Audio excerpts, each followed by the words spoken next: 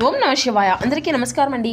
ఈరోజు ఈ వీడియో ద్వారా సింహరాశి వారి యొక్క జాతక ఫలితాల గురించి తెలుసుకుందాం. వీరి యొక్క జీవితానికి సంబంధించినటువంటి ప్రధానమైనటువంటి అంశాలు ఏమిటి, అదేవిధంగా మార్చి 20వ తేదీ శుక్రవారం రోజున మీకు జాతక ఫలితాలు అనేవి ఏ విధంగా ఉండబోతున్నాయి, రేపటి రోజున మీ యొక్క దిన ఫలితాల ప్రకారం ఉదయం 3 గంటలకల్లా 3 పెద్ద శుభవార్తలు అయితే మీరు వినబోతున్నారండి.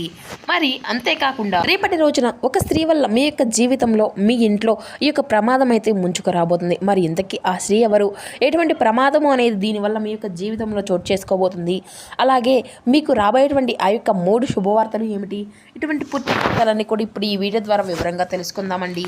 ఇక ప్రతి ఒక్కరి జీవితంలో సమస్యలు అనేవి సర్వసాధారణం కదండి. సమస్యలతో బాధపడుతూ ఎక్కడెక్కడో జ్యోతిష్యం చెప్పించుకొని నిరాశ చెందినటువంటి వ్యక్తులు అయితే చాలా మంది ఉండుంటారు కదా.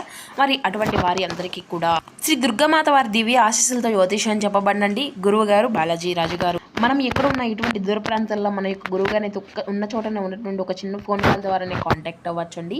మన గురుగారి యొక్క కాంటాక్ట్ నెంబర్ వచ్చేసి 9515871931.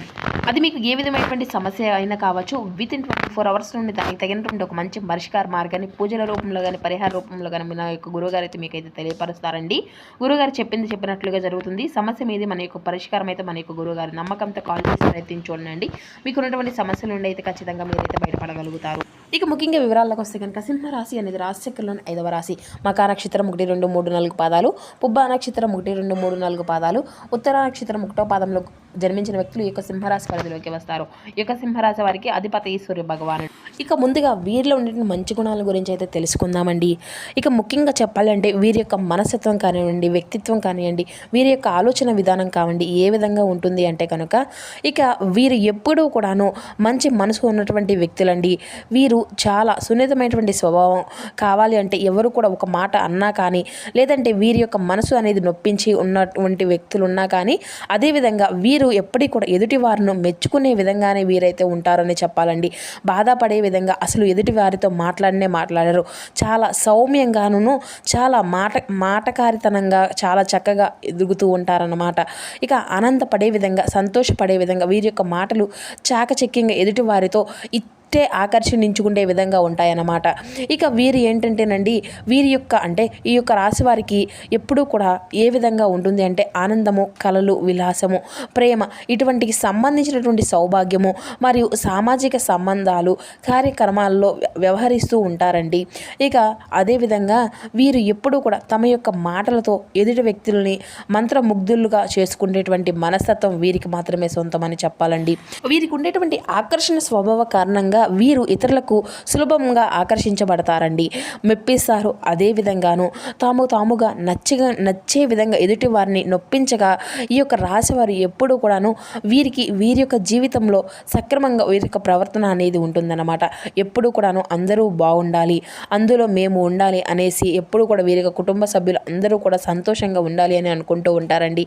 ఇంకా ఇప్పటి నుండి అయితే మంచి అంటే ఒక వ్యక్తిత్వం ఉండడం వల్ల ఈ యొక్క రాశి వారి యొక్క జాతకులు ఆ యొక్క భగవంతుని యొక్క అనుగ్రహంతో వీరు చేస్తున్నటువంటి ప్రతి ఒక్క రంగంలోనూ కూడాను చక్కటి ఆర్థిక లాభాలతో ముందుకు పోతూ ఉంటారన్నమాట. ఇక అదేవిధంగా ఉద్యోగం, వ్యాపారం ఏ విధంగా ఏ రంగాల్లో అయినా సరేను ఆయా రంగాల్లో ఈ యొక్క రాశివారు చక్కగా తమ యొక్క శైలిలో తమ యొక్క పనులను చేసుకుంటూ ఆర్థిక పరంగా స్థిరపడుతూ ఉంటారన్నమాట. తమ యొక్క కుటుంబాన్ని కూడాను ఎంతో చక్కగా చూసుకుంటూ ఉంటారండి. ముఖ్యంగా వీరి యొక్క పిల్లల విషయంలో చెప్పాలి అంటే చూసినట్లయితే మనం అయితే తమ యొక్క పిల్లల్ని చాలా చక్కగా చదువు అనేది చదివించుకుంటారు, చక్కగా రాణించుకోగలుగుతారు. ఇక అదేవిధంగా తమ యొక్క పిల్లలకు మంచి క్రమశిక్షణ అనేది నేర్పిస్తూ ఉంటారు. ఇక అలాగే తమ యొక్క కుటుంబ సభ్యులతో పెద్దవాళ్ళను అంటే వారి యొక్క తల్లిదండ్రులను ఇప్పటి వరకు కూడా ఎక్కడి నుండి అయినా కానీ వారి యొక్క అన్నదమ్ములు కానివ్వండి అటువంటి పెద్దవాళ్ళను ఈ యొక్క రాశివారు చాలా అంటే చాలా చక్కగా గౌరవంగాను చూసుకుంటూ ఉంటారన్నమాట. చాలా మర్యాదపూర్వకంగా వారితో అంతా కూడా వీరు చాలా ప్రేమానురాగాలతో ఉంటారు. ఇక అలాగే తమ యొక్క జీవిత భాగస్వామి విషయానికి వస్తేనండి, స్త్రీలు కానివ్వండి పురుషులు కానివ్వండి తమ యొక్క జీవిత భాగస్వామి ఎనలేనటువంటి అంతులేనటువంటి ప్రేమను పంచుతూ ఉంటారన్నమాట. దీని యొక్క కారణంగా ఇక వీరికి అయితే ఆ యొక్క కుటుంబాన్ని తమ యొక్క వ్యక్తిత్వాన్ని చూసి చాలామంది కూడాను ఈర్ష్యపడుతూ ఉంటారనమాట. వీరిపై కుట్రలు అనేవి చేస్తూ ఉంటారండి. వీరికి దిష్టి పెడుతూ ఉంటారనమాట. కాబట్టి ఇక వీరు తరచుగా దిష్టి తీసుకుంటూ ఉంటే తిరుగు అనేది ఉండదనమాట. దిష్టి అనేది తీపించుకోవడం అనేది చాలా మంచిదండి. ఇక మీరు ఏం చేయాలి అంటే కనుక ఎప్పుడైతే మేము ఈ యొక్క పనులు అనేది ఏదైనా పని మీద బయటకు వెళ్ళి ఇంటికి వచ్చేటప్పుడు కాళ్ళు చేతులు కడుక్కొని కొంచెం రాళ్ళ ఉప్పును చేతిలో పెట్టుకొని 1-2 సార్లు మీ యొక్క తల చుట్టూ తీసుకొని ఆ యొక్క దిష్టి అనేది పూర్తిగా పోతుందన్నమాట. అంతేకాకుండా 3 సార్లు క్లాక్ దిశలో యాంటీ క్లాక్ దిశలో 3 సార్లు అటు ఇటు ఆ యొక్క ఉప్పును అనేది తిప్పేసుకొని బయట పడేసి మళ్ళీ కాళ్ళు చేతులు కడుక్కొని ఇంట్లోకి వెళ్ళండి. ఇక ఈ విధంగా చేసినట్లయితే కనుక మీపై ఉన్నటువంటి దుష్టశక్తి అనేది పూర్తిగా తొలగిపోతుందన్నమాట. చక్కగా మీరు అనుకున్నట్లుగా మీ యొక్క కుటుంబ సభ్యులతో కలిసి చక్కగా ఎంజాయ్ అనేది చేస్తూ ఉంటారండి. ఇక ముఖ్యంగా చెప్పాలంటే ఏంటంటేనండి, ఇక వీరి యొక్క యాటిట్యూడ్ అనేది కూడా అంటే వీరి యొక్క మంచితనం కావచ్చు, వీరికి ఉండేటువంటి మంచి మనసు అటువంటివి అన్నీ కూడాను వీరికి మాత్రమే సొంతమనే చెప్పుకోవాలండి. ఇక రేపటి రోజున వీరి యొక్క జీవితంలో ఈ 3 ప్రాంతాలకైతే అసలు వెళ్ళకండి. ఒకవేళ మీరు వెళ్ళాలి అనుకుంటే మాత్రం చిక్కుల్లో పడవలసి వస్తుంది. ముఖ్యంగా మీ యొక్క ప్రాణానికే ప్రమాదం కూడాను కొంచెం అయితే కనిపిస్తుందండి. ఎందుకంటే ఈ 3 ప్రాంతాలు మీరు వెళ్తే కనుక మీకు దుష్టశక్తి అనేది కూడాను మీకు తగులుతుందన్నమాట. కొన్ని జాగ్రత్తలు కూడా మీరు ఖచ్చితంగా తీసుకోవాల్సి ఉంటుందండి. ఇంతకీ ఆ యొక్క ప్రదేశాలు ఏంటి అనేది కూడా తెలుసుకుందాం.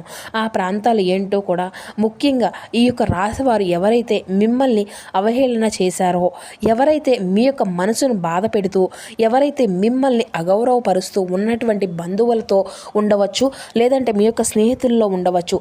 ఇటువంటి ప్రాంతాలకు మీరు మాత్రం వెళ్ళకండి. అంటే మీరు అనుకునే ఉండవచ్చేమో వారు పైకి చాలా మంచిగా మాట్లాడుతున్నారు, ఏమన్నా కూడాను మన యొక్క మనసులోనే అనుకునేటువంటి వాళ్ళు ఇంటికి కానీ, వాళ్ళు ఉండేటువంటి ప్రాంతానికి కానీ, వారికి ఉండేటువంటి ప్రదేశాలకు కానీ వెళ్ళినప్పుడు మిమ్మల్ని నిరస్యంగా చూస్తూ ఉంటారండి.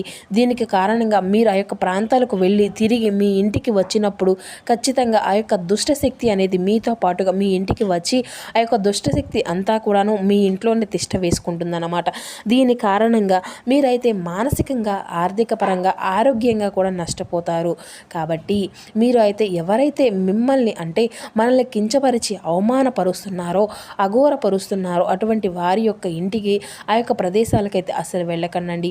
ఇక రెండవ ప్రదేశం ఏంటి అంటే కనుక ఎవరైతే మీకు తెలియనటువంటి వ్యక్తులు ఉంటారో, అంటే మీకు పరిచయం లేనటువంటి వ్యక్తులు ఉంటారో, ఒక్కొక్కసారి ఏంటంటేనండి మనం అనుకుంటూ ఉంటాము ఆ యొక్క ప్రాంతానికి మేము వెళ్ళాలనుకుంటున్నాము, అక్కడే మా యొక్క కుటుంబ సభ్యులతో ఎంజాయ్ చేద్దాం అనుకుంటున్నాము, ఆ యొక్క ప్రదేశానికి వెళ్ళినాం కాబట్టి వెళ్ళేటప్పుడు కాబట్టి అసలు వెళ్ళకండి. అక్కడ మీకు ఏదైనా కానీ పరిచయం ఉన్నటువంటి వ్యక్తులు ఉంటేనే కనుక వెళ్ళండి.